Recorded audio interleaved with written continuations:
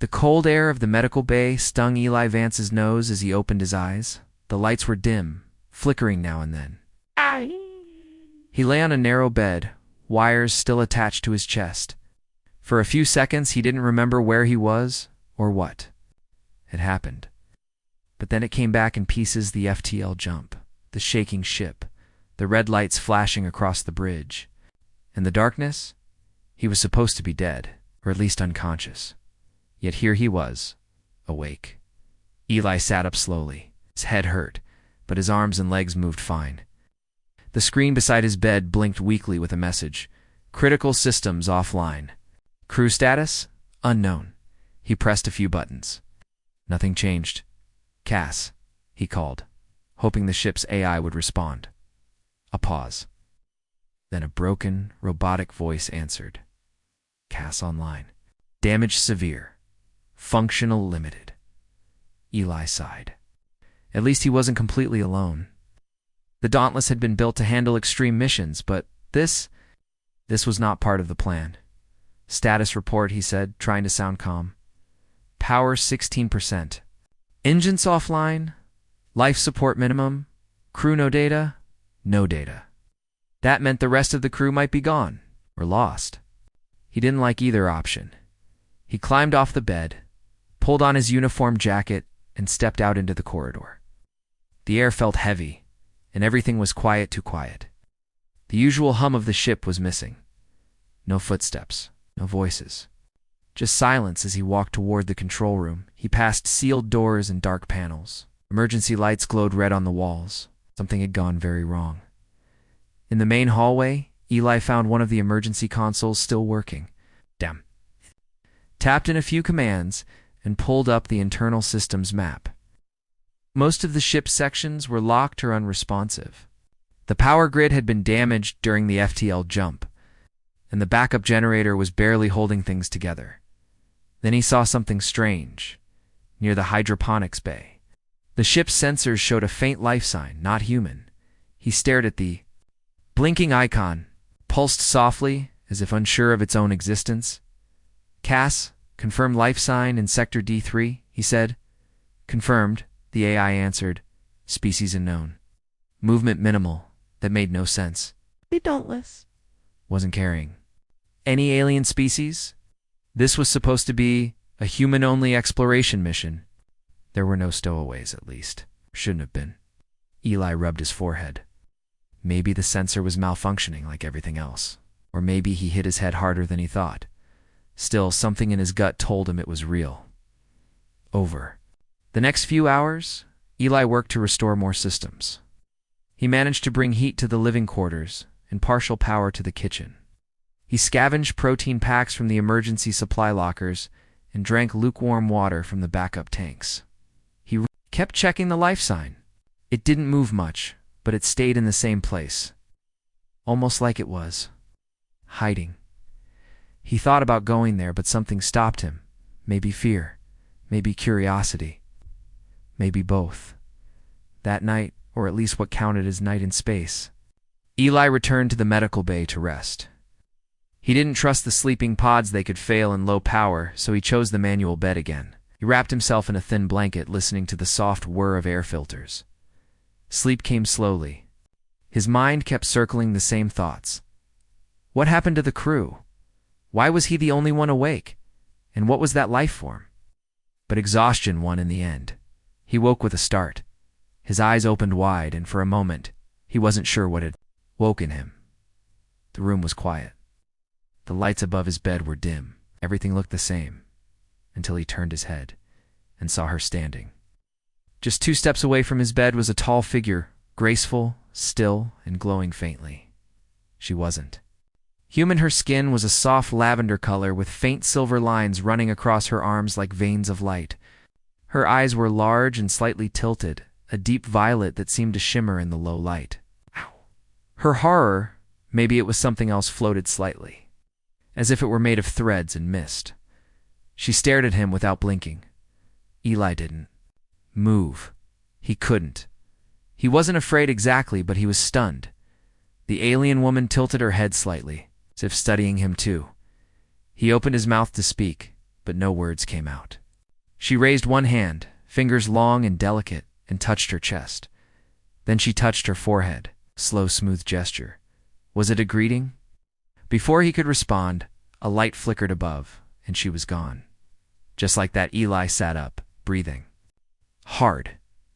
He looked around the room, checking every corner. There was no sign of her, no sound, no glow.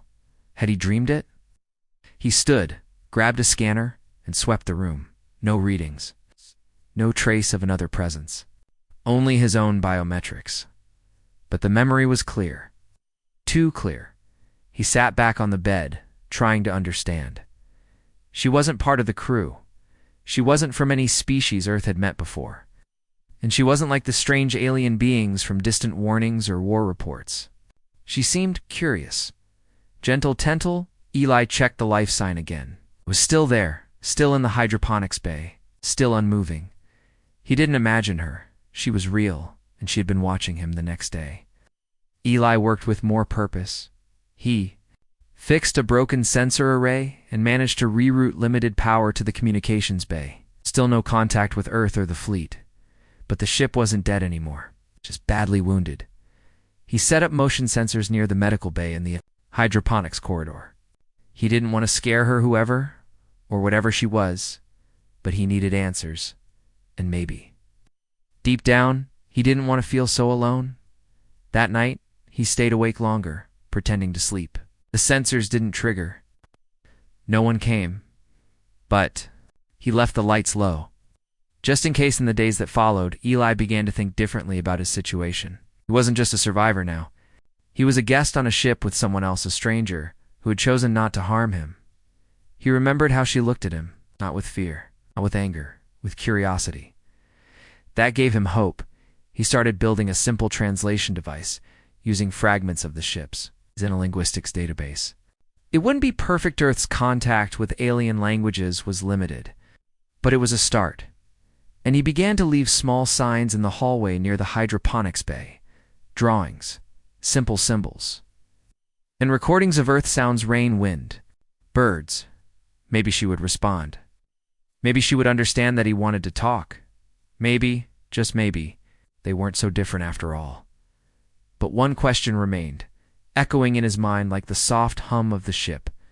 Who was she? Why had she come to him? For the next 2 days, Eli kept working and watching. The motion sensors he placed near the hydroponics bay picked up faint movements now and then. Small, careful footsteps. But every time he arrived, the place was empty. No signs. No tools moved. Just plants, machines, and silence. The alien, whoever she was staying hidden. Eli didn't try to trap her. He didn't want to scare her away. Instead, he left small things behind. Bits of food, soft cloth, even a flower from one of the growing pods.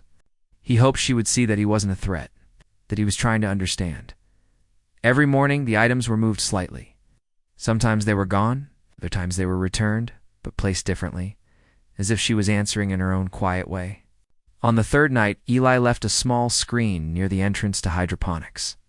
It played short Earth videos on a loop tree swaying in the wind, waves on a beach, children laughing in a park.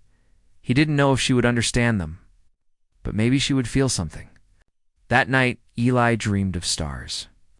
Bright, swirling stars, dancing around a glowing figure. She floated, not walking, her hair like ribbons of light. Her hand reached out to him. He awoke slowly and realized he wasn't dreaming anymore. She was there, again, standing at the edge of his room. But this time, she didn't disappear. Eli sat up slowly, trying not to frighten her. The alien woman watched him with calm, glowing eyes. She was taller than he remembered, slender, almost fragile looking, but her presence felt strong. She took one step closer, then another. Then she knelt gently beside his bed. Eli swallowed hard, his voice low and careful. "Hello," she blinked slowly, tilting her head. He pointed to himself. "Eli." She looked at his hand, then pointed to herself. Her voice was soft, musical. "Chiron." It sounded like wind chimes and water. He repeated it awkwardly. "Kai, Ren." She nodded. A small smile touched her lips, his first sign that she felt emotions like humans did. They sat in silence for a moment. Then she placed her hand over his heart. Light shimmered along her fingers. It didn't hurt, it felt warm, calming. He understood without words.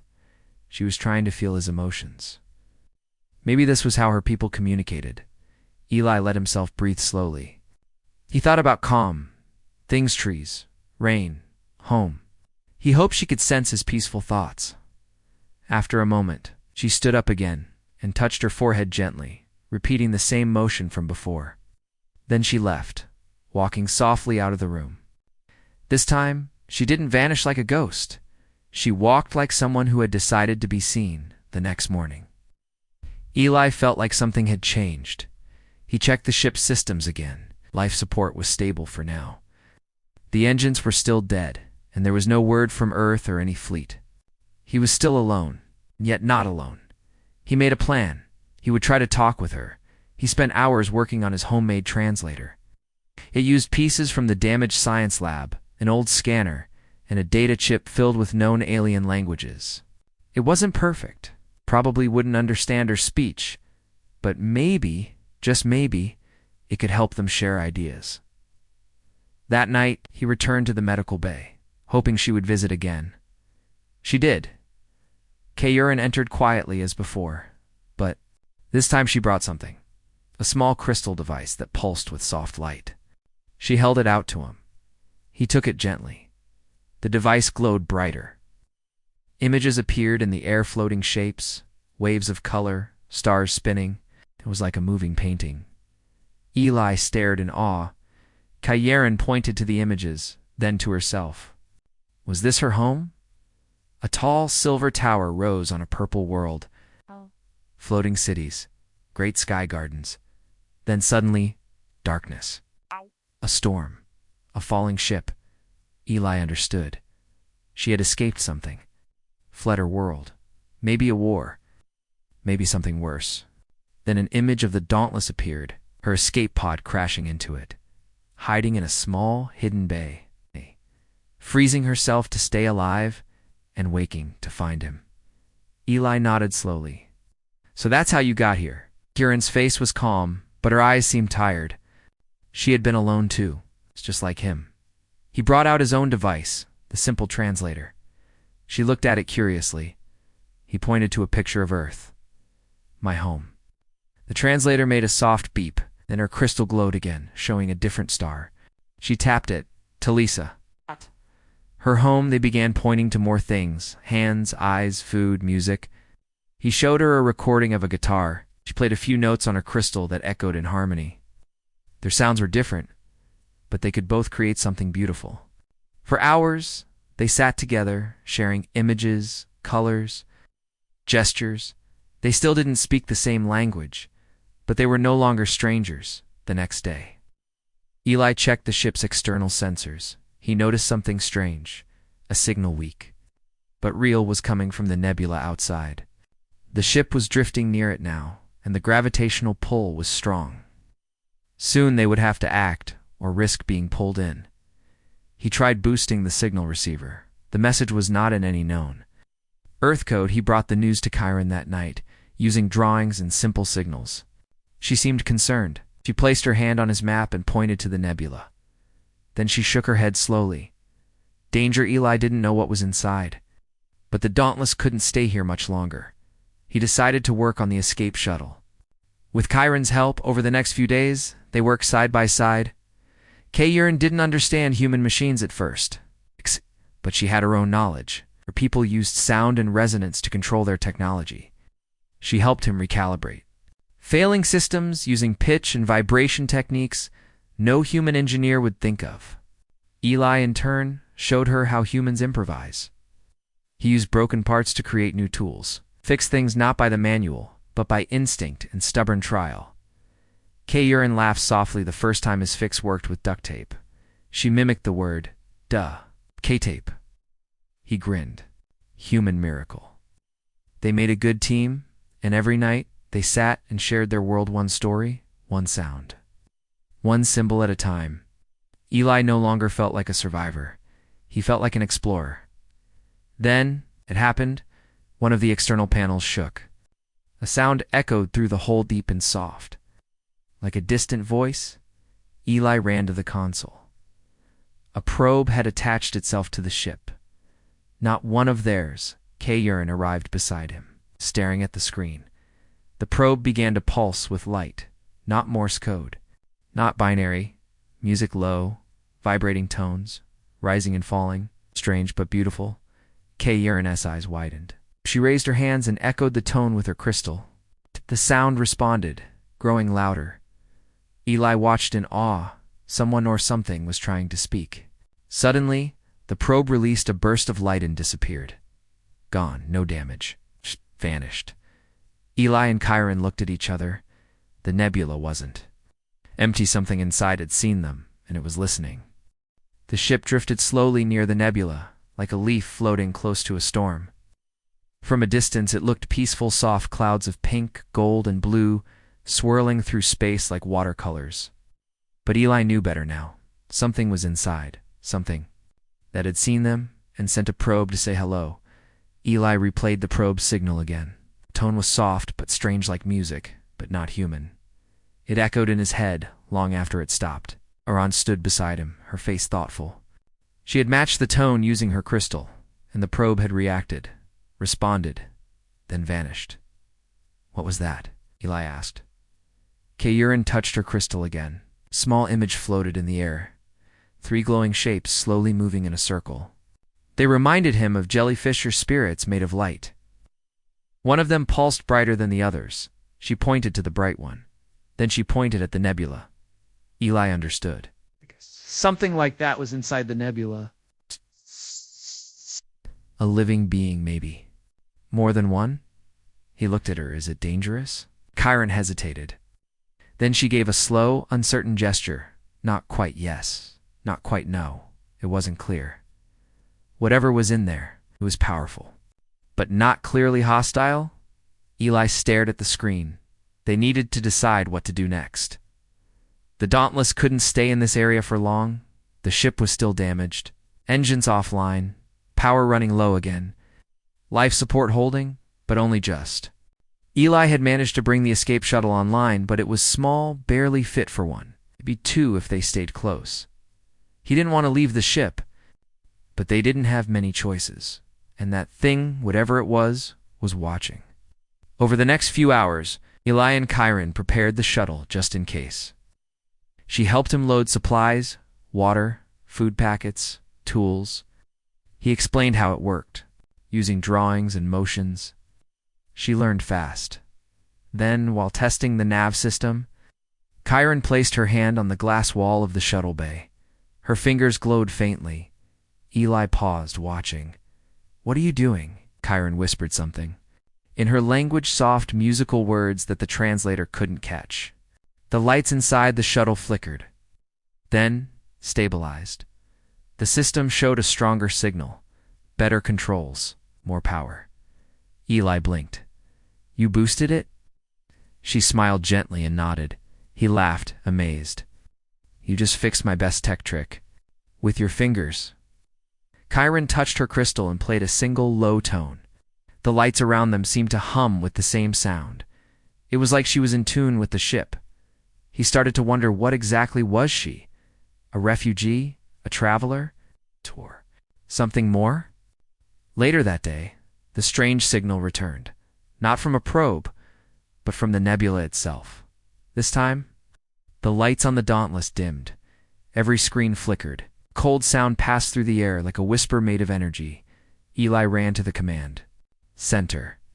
Chiron was already there, standing still, eyes closed. The air around her shimmered. Then the ship's screen lit up with new symbols. Not human, not hers, but something else. K-Urin opened her eyes slowly. They speak, she said, her voice low. Eli stared. You understood that? She nodded. They see us. You, me, all life. Eli leaned forward. What do they want? Chiron looked at the symbols. They ask why we came. Eli blinked. We didn't. Not on purpose. She placed her hand on the console and sent out a soft pulse from her crystal. Then stopped. The screen changed again. New symbols appeared faster. This time, Kayurin's face turned. Serious, they say. I do not belong here. Eli's heart beat faster. What does that mean, they say? I am marked. Her hand moved to her chest. They see my blood. Eli took a step forward. Marked by who? She hesitated. Then, softly, a war. Long ago, my people touched something we should not. A power like theirs, we were warned. But we didn't listen. The air grew colder, like the ship itself was reacting. Eli whispered, so they remember. Chiron nodded, and they remember me. The next few hours were quiet. Eli tried to fix more systems, but his hands moved slowly. His mind was full. Kayurin, a princess, a survivor, and maybe a symbol of an ancient mistake. The beings in the nebula didn't forget. They were watching her, but she wasn't the one who had started that war. She was running from it. Eli found her in the garden bay. Later, sitting between tall green leaves, she looked tired, her hands resting in her lap. He sat beside her. For a while they said nothing. Then he spoke. You're not what I expected. Chiron smiled faintly. Neither are you, he chuckled. Most humans panic when they meet aliens. I made you tea. She tilted her head. Tea? He laughed. Never mind. Then he looked serious. What will they do to us? Chiron closed her eyes. I don't know. That night the nebula glowed brighter. The ship's lights dimmed. Again, and then, something appeared outside. A shape. A massive glowing shape. Like a giant jellyfish made of light and stars. It floated just beyond the ship, silent, slow, graceful. Eli stared from the viewing window, speechless. Kayurin stepped beside him. Hands pressed against the glass. The creature moved closer. Then it pulsed with light. A wave of color passed over. The DAUNTLESS. Suddenly, every system came to life. The engines powered up. Power returned. Life support jumped to full. Eli turned to Chiron. What's happening? She watched with wide eyes. They're letting us go. The creature pulsed. Again. Then turned.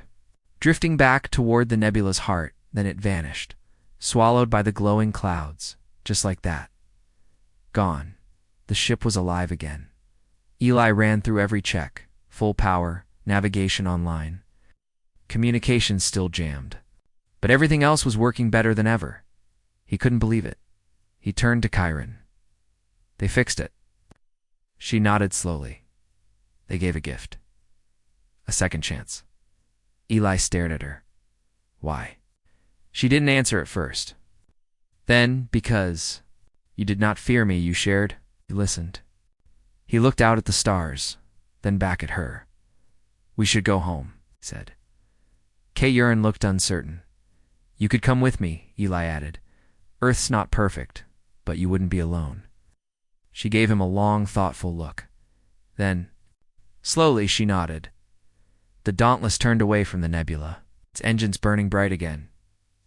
Eli sat in the captain's chair. Chiron stood beside him, watching the stars.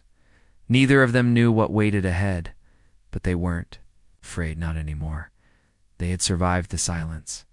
They had faced something older than time, and now they were writing a new story together. For the first time in weeks, the ship was no longer drifting. The engines of the Dauntless were running. Life support was stable. Lights worked in every room. The garden bay even had music playing softly again. But Eli didn't feel calm. He stood at the control deck, watching a blinking light on the comms panel. The signal was from Earth. At last, Eli hesitated before opening the message. Chiron stood beside him, her expression unreadable. She had changed in the last few days. She looked stronger, more focused, but still quiet, still calm. Like a storm had passed through her soul, and she had survived it. Do you want to hear this? Eli asked gently. Kayurin nodded once. He pressed the button. A voice came through. The speakers distorted at first, but slowly becoming clearer. "This is Admiral Reeve of Earth Command. We received your emergency signal. The Dauntless was marked lost 3 weeks ago. Your life sign reappeared only 2 hours ago. Explain your current condition." There was a pause, then more words. "We have also detected a foreign energy surge from your ship. Unknown alien source. If you are under threat, activate distress beacon. If you are compromised, respond immediately." Eli stared at the console. Knew someone was with him. They didn't trust it. Didn't trust her. He turned to Kyron. "They think you're dangerous." She looked down, then away. Eli shook his head. "But you're not." He paused the message and opened the mic. "This is Flight Engineer Eli Voss. I'm alive. The ship is back online because of a friendly entity. Her name is Chiron. She saved my life. We are not under attack. I repeat, not under attack." He stopped recording. Kyron stepped forward, voice soft. "They won't believe." "Some will," Eli said. "They have to." But even he didn't sound sure. The next few days were quiet. They moved slowly toward Earth. It was still weeks away. Even with working engines, Eli kept sending small updates. He left out the parts about the glowing creatures in the nebula. No one would believe that. Not yet. Kyron spent most of her time learning. She sat with Eli at the control deck, watching Earth recordings. Cities, people, music, birds, sunlight. "This is your world?" she asked. Eli smiled. "Yeah, no flying towers or crystal ships, but it's home." She touched the screen. "So much sound. Earth is loud," Eli said, "but it's alive." He showed her forests, mountains, oceans, and streets full of people. Her eyes lit up at the sight of children laughing. She whispered, "Your people have no crowns." Eli laughed. "Nope, we have opinions instead." Kyron gave a soft, musical chuckle. "That is louder." But as Earth grew closer, so did the tension. One morning, a message appeared on screen. "You are being approached. Prepare for boarding." 3 Earth patrol ships were on their way, fast, armed, and watching. Eli stood frozen. "They're not coming to help?" he muttered. Kyron tilted her head. "They fear me. They don't know you," Eli said. "That's why." She looked out the window. "I know how fear turns into fire." Eli looked at her, then made a decision. To the storage bay and pulled out a small escape capsule, personal shuttle built for emergencies. He turned to her. "If something happens, if they try to hurt you, take this, go. Don't wait." Kyron shook her head. "I will not run again." Eli's jaw clenched. "And I won't let them take you like a criminal." Our eyes met. For the first time, Eli felt something pass between them. Connection stronger than words. Silent promise. They would face this together. When the patrol ships arrived, the Dauntless powered down engines and waited. The first boarding pod docked with a heavy metallic clunk. Red lights flashed as soldiers stepped into the ship, weapons ready, helmets on. Eli stood in the main hallway. Kyron stood behind him, quiet but calm. The soldiers surrounded them. One of them barked a command. "Step aside, engineer. We have orders to contain the unknown life form." "She has a name," Eli said coldly, "and she's not a threat." A woman in a dark uniform stepped forward. Her badge read, "Commander Vance." She looked at Kyron without blinking. "We will decide that." "Step away, sir." Eli didn't move. "She saved me. Saved this ship." "You're making a mistake." Commander Vance didn't blink. "Mistakes are made when protocol is ignored. Move aside." Kyron took one step forward. Her hands were raised, open, peaceful. She whispered something in her language. Her crystal shimmered. Commander Vance raised her weapon slightly. Then something happened. The lights flickered. A soft hum filled the air. The soldiers looked around. Nervously, Kyron's crystal glowed, not with threat, but with calm. A wave of peaceful sound moved through the air. Like a soft wind through trees, every soldier lowered their weapons slightly. Even Commander Vance blinked, unsure. Eli stepped forward. "She's showing you she's not dangerous." She's offering trust. The commander hesitated, then slowly lowered her rifle, but her face stayed hard. This decision is above me. You'll both come with us, for now. The journey to Earth continued, this time with escorts. K. was given a small private room on the Earth ship. It wasn't a prison, but it felt like one. 2 guards outside, cameras inside. Eli was kept under supervision, but allowed to speak with her through a secure channel. They sat on opposite sides of a glass wall. Eli touched the screen. "I'm sorry," Chiron looked calm. "You tried?" "They don't understand you. They are afraid of what I represent." Eli clenched his fists. "They think power is always danger." She smiled softly. "But not you." He looked at her. "I don't know why. Maybe because you were the only living face I saw when I thought I was going to die." There was a long pause. Then Chiron touched the glass from her side. "You were the first voice I heard after silence." As they entered Earth's orbit, the full council prepared to meet them. Scientists, commanders, and leaders from across the planet. It was big news, too big to keep hidden. The story had already leaked: alien contact, a survivor, a mysterious nebula that turned the engines back on. Some people believed, some called it a lie, some called her a threat, but everyone was watching. In the Earth Assembly Chamber, a quiet room full of power and opinions, Chiron stood in front of the crowd. She wore simple human clothing, now offered to her as a sign of peace. Eli stood at her side. A large screen showed images from the Dauntless, the crystal, the glowing nebula. The moment she healed the ship's systems, everything. A man from the Science Council stood up. "We admit the data is unusual. But how do we know this?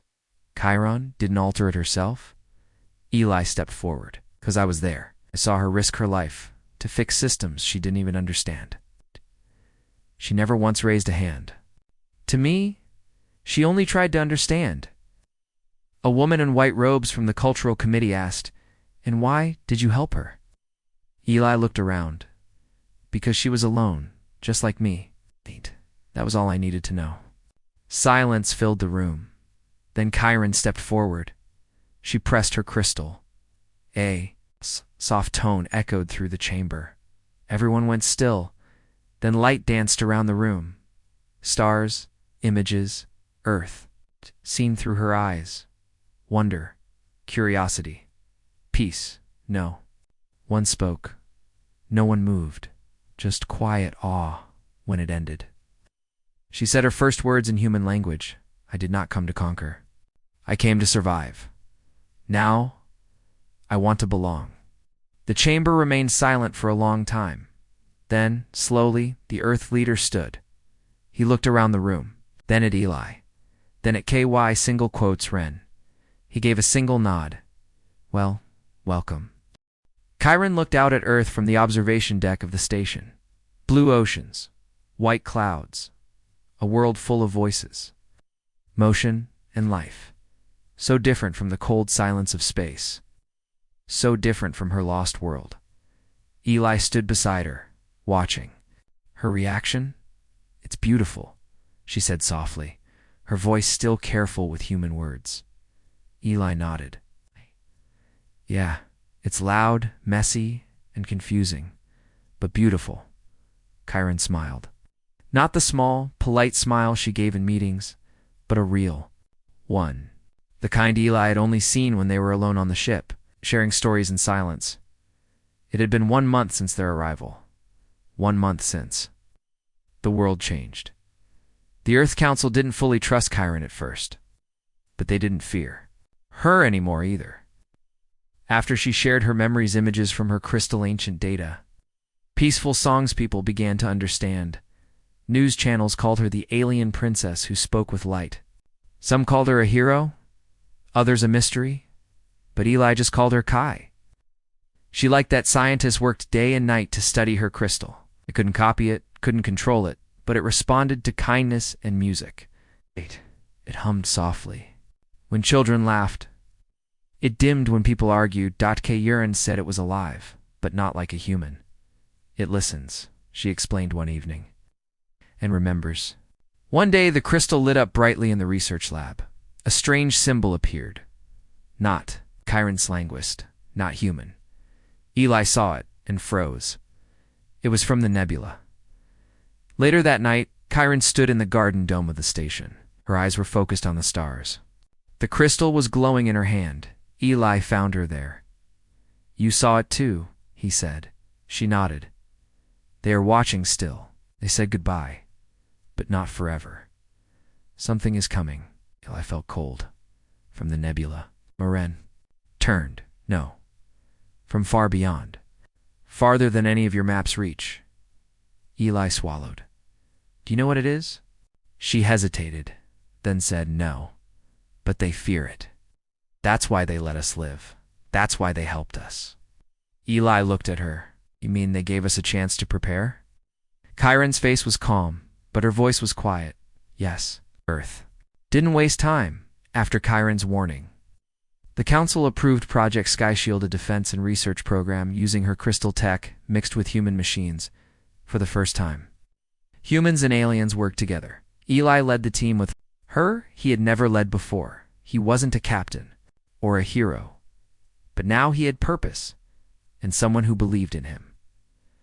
One evening, while testing a new hybrid engine, Chiron joined him in the hangar. Her hair was tied back. She wore a pilot's suit. It looked strange on her, but she liked it. Eli smiled. You ready to fly again? She nodded. With you? Always. They climbed into the new ship, half crystal, small, fast, and glowing faintly blue. It was the first of its kind. The name painted on its side said, Unity 1.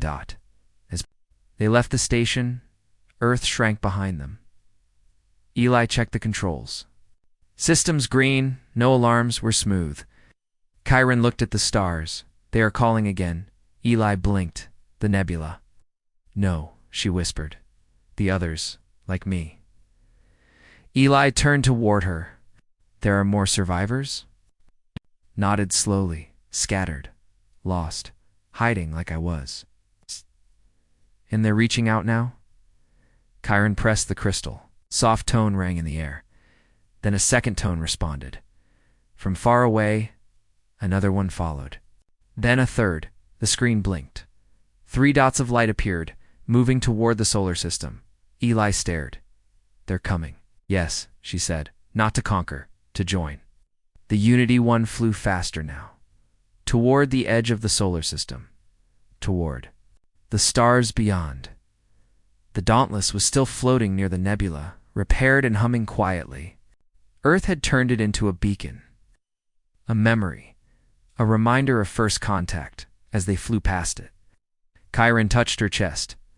Without this ship, she said, we never would have met. Eli nodded. And without you, I'd still be alone in the dark. They didn't speak for a while. Silence felt right, but not the empty kind. This silence was full. Soon, the new visitors arrived. 3 ships, all different shapes, all from different corners of space, but they came in peace. Each carried a message. A crystal, a story of survival like Chiron. They shared old songs, warnings of ancient dangers. In hopes of new alliances, Earth opened its arms.